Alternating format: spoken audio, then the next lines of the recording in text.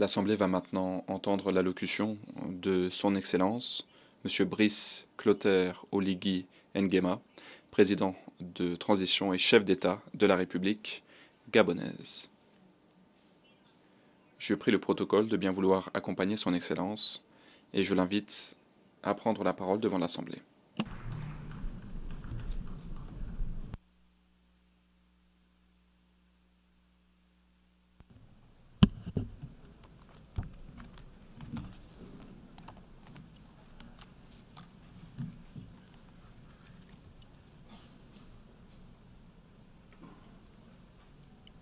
Monsieur le Président de l'Assemblée générale, Mesdames et Messieurs les chefs d'État et de gouvernement, Monsieur le Secrétaire général des Nations unies, distingués invités, Mesdames et Messieurs, au nom du peuple gabonais, je suis heureux de prendre part aux travaux de cette Assemblée générale des Nations unies. Monsieur le Président Philemon Yang, en prenant la parole pour la première fois devant cette auguste Assemblée, je voudrais d'abord vous adresser mes chaleureuses félicitations pour votre brillante élection à la présidence de cette 79e session de l'Assemblée générale des Nations unies, ainsi que mes vœux les plus ardents. J'exprime ces compliments autant à un diplomate chevronné que vous êtes, qu'aux représentants d'un pays frère, le Cameroun, lié au Gabon par la géographie, l'histoire et la culture. Soyez donc assurés du plein soutien de mon pays tout au long de votre mandat.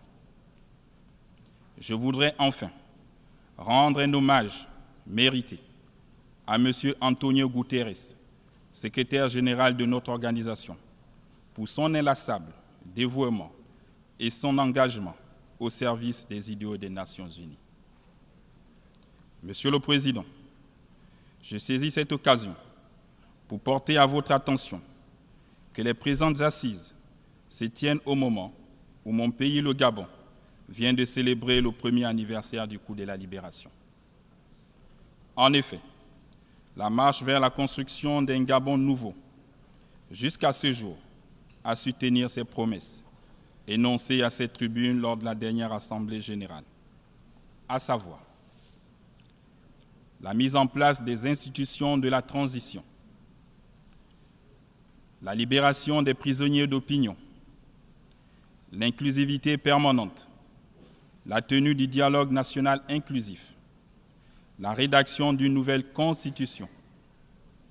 La prochaine étape est l'organisation du référendum dans les prochains mois, l'adoption du code électoral et la révision du fichier électoral, conformément au chronogramme adopté lors du dialogue national inclusif.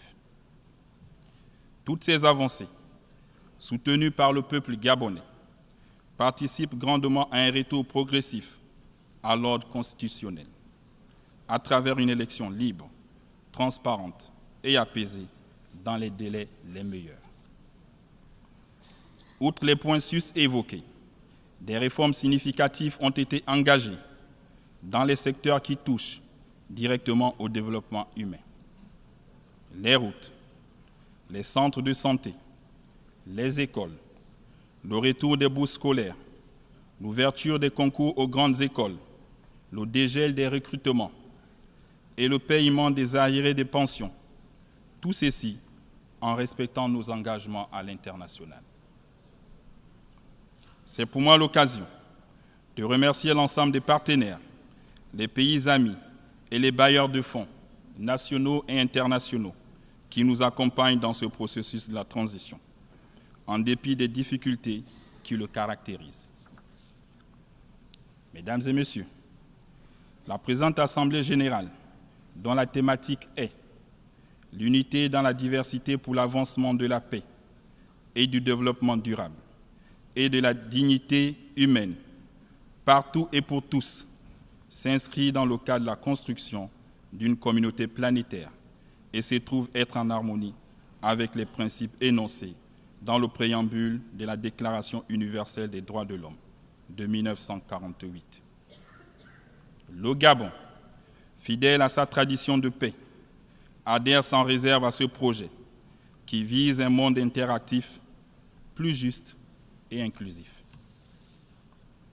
Au lendemain du coup de la libération du 30 août 2023, qui s'est réalisé sans effusion de sang, nous avons prôné pour la préservation de la paix et de l'unité nationale, en faisant appel à toutes les forces vives de la nation, quelles que soient leurs origines, leurs croyances ou leur statut social, dans les efforts visant à construire un Gabon plus équitable et plus prospère.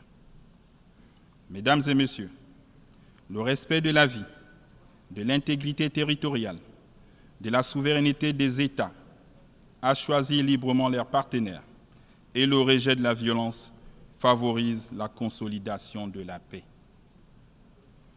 En matière de développement durable, mon pays maintient une position ferme et cohérente en faveur de la protection de l'environnement.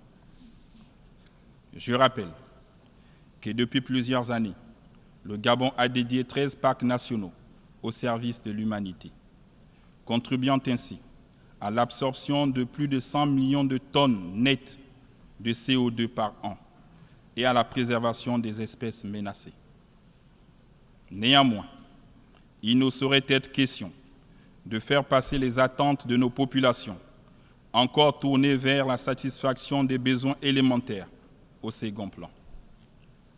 C'est pourquoi cette tribune est l'occasion de rappeler, une fois de plus, aux nations industrialisées la nécessité de véritablement respecter leurs engagements, en soutenant les pays qui abritent le plus grand réservoir de carbone au monde. Monsieur le Président, sur la question sécuritaire, comme beaucoup d'entre nous, je crois qu'il est urgent d'apporter des réponses appropriées aux innombrables situations de conflit qui perdurent dans le monde, singulièrement en Afrique. Je tiens à saluer, une fois de plus, l'adoption par le Conseil de sécurité, le 21 décembre 2023, de la résolution 2719 sur le financement des opérations de soutien à la paix, dirigée par l'Union africaine. Conforme au nouvel agenda pour la paix du secrétaire général des Nations unies, cette résolution, conjointement présentée par le Gabon, le Ghana et le Mozambique, est aujourd'hui un élément crucial de l'architecture de la paix et de la sécurité internationale. Sa mise en œuvre est un impératif catégorique. C'est le lieu pour moi d'appuyer les efforts du secrétaire général des Nations unies visant à prévenir une solution politique réaliste, pragmatique et durable sur le Sahara marocain. Je voudrais également me réjouir de l'annonce officielle par les États-Unis d'Amérique de leur soutien à l'admission de 2 États africains comme membres permanents du Conseil de sécurité. Cependant, l'Afrique attend une adhésion plus large des autres membres permanents du Conseil de sécurité à cette initiative. En même temps, l'accès au droit de veto des membres africains. Ceci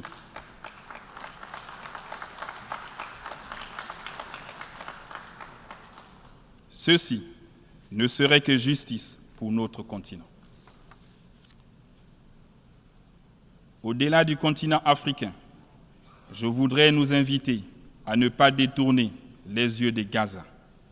Il est plus que jamais temps que s'installe la paix définitive en vue de la coexistence harmonieuse des 2 États, palestiniens et israéliens. De même, je voudrais réitérer la position du Gabon en faveur de la levée de l'embargo économique, commercial, financier imposé à Cuba en raison de son impact négatif sur le bien-être des populations. Monsieur le Président, Mesdames et Messieurs, comme le disait le président Félix Houphouët-Boigny, la paix n'est pas un simple mot, mais un comportement, un véritable état d'esprit. Cette aspiration légitime des peuples est un idéal. Il recommande que les pays développés qui ont une expérience dans la résolution des conflits partagent avec les autres États leur savoir-faire pour un monde plus juste et plus équilibré. L'unité dans la diversité pour l'avancement de la paix, du développement durable et de la dignité humaine partout et pour tous est, à mon sens, l'aboutissement d'une véritable société de dialogue, de tolérance et de respect de l'autre. Ceci devrait nous aider à construire un monde de paix où le développement serait adopté aux besoins de tous et de tous les peuples. Monsieur le Président, concernant la question économique et financière, le rapport 2024 des Nations Unies sur le développement durable souligne encore une fois l'urgence de mobiliser des financements massifs afin de combler le déficit de financement de l'économie mondiale, estimé à plusieurs milliards de dollars par an. C'est une réalité. Le système financier international actuel ne permet pas de diriger les investissements vers le développement et donc d'assurer la dignité de nos populations, à laquelle nous appelle notre thème de cette année. Je partage ainsi la ferme volonté de plusieurs de mes pairs de parvenir à une réforme des institutions financières mondiales qui est cruciale pour dégager des investissements en faveur des pays de développement. Monsieur le secrétaire général des Nations Unies, Mesdames et Messieurs, les chefs d'État et de gouvernement, Excellences, Mesdames et Messieurs, mon pays, le Gabon, résolument engagé dans sa marche vers la félicité, entend pleinement jouer son rôle pour l'avènement effectif d'une communauté humaine plus concertée et vivement souhaitée par tous.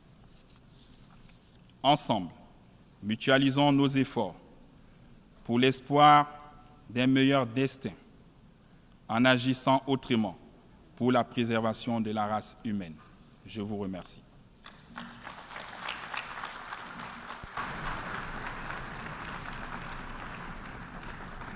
En nombre de l'Assemblée, Au nom de l'Assemblée, je remercie Son Excellence le Président de transition et chef d'État de la République gabonaise.